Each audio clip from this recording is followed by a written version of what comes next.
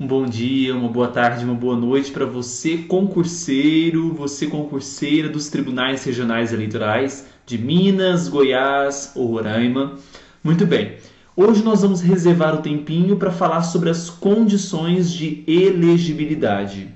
Muito bem, antes de abordar a condição de elegibilidade, nós precisamos diferenciar dois conceitos.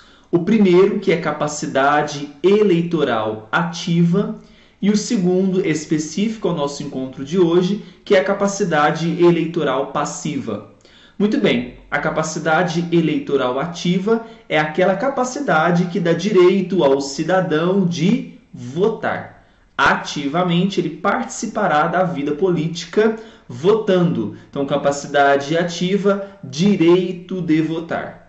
E a capacidade passiva é a que trataremos nesse encontro, que é justamente a capacidade de ser votado. Muito bem, olha só o conceito que eu trouxe. Refere-se ao direito de ser eleito para mandato eletivo, desde que reunida o quê? As condições de elegibilidade. Muito bem, para que eu possa concorrer a um cargo eletivo hoje no Brasil, é importante que eu preencha alguns requisitos. Esses requisitos são as chamadas condições de elegibilidade. E na nossa Constituição Federal, que é tópico e assunto dos nossos concursos, abordará condições explícitas, que está na própria leitura explícita da lei, e nós teremos as condições implícitas, ou seja, não estará escrito no teor legal, porém, implicitamente, nós temos conhecimento de alguns requisitos para a elegibilidade. Primeiramente, nós abordaremos os critérios, os requisitos de elegibilidade explícita, que é o nosso maior rol presente na Constituição. Quais são esses requisitos explícitos? Primeiro, nacionalidade brasileira. Quando eu falo nacionalidade brasileira, poderá concorrer brasileiros natos ou naturalizados. Aí você pergunta, qualquer brasileiro pode concorrer a um cargo político no Brasil? Cuidado! Existem cargos que são privativos de brasileiros natos, por exemplo, presidente e vice-presidente da República. Então tenha muito cuidado ao responder esse tipo de questão. Tá? Existem cargos privativos somente a brasileiros natos. Porém, brasileiro naturalizado podem concorrer a outros cargos, como, por exemplo, deputado, não é privativo de brasileiro nato. Pleno exercício dos direitos políticos, né? Então não pode ter aí presente nenhuma condição de perda ou suspensão dos direitos políticos, que é importante que reconheçamos aí quais são essas hipóteses. Terceiro, alistamento eleitoral. É o primeiro critério, né? O primeiro passo que um cidadão, na verdade uma pessoa, um indivíduo, dá para começar aí a participar da vida política de um país. Esse alistamento eleitoral, feito de forma obrigatória aos maiores de 18 e menores de 70 anos, e facultativo aos maiores de 16, menores de 18 e aos maiores de 70 anos. Né? Esse é o alistamento eleitoral.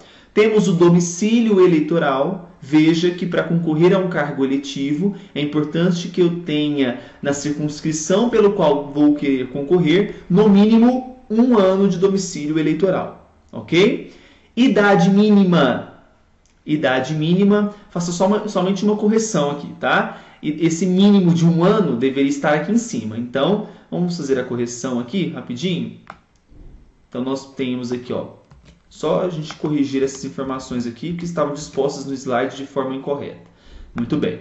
Então, nós temos aí o domicílio eleitoral mínimo de 1 ano, muito bem. Idade mínima, que está duplicado aqui. Qual que é a questão da idade mínima? Para cada cargo que eu vou concorrer, é importante que eu tenha é exigido uma certa idade. Por exemplo, presidente, vice-presidente, senador, 35 anos. Governador, vice-governador, 30 anos. Os deputados federais, estaduais e distritais e prefeitos, 21 anos, e vereadores, 18 anos. É importante ressalvar aqui uma informação.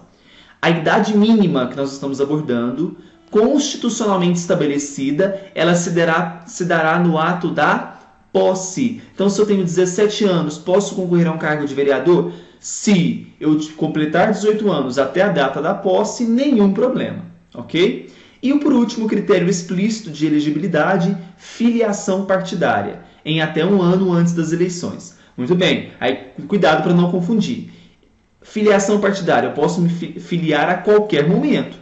Se eu pretendo concorrer a um cargo eletivo, eu tenho que estar filiado a pelo menos 1 ano antes das eleições. Tá? Não confundam eu me filiar, esse processo de se filiar a um partido e o critério de filiação para concorrer às eleições. Tudo bem? Bom, esses são os critérios explícitos. Passemos agora para os critérios implícitos, que não está na letra da lei, né? Mas implicitamente nós conhecemos.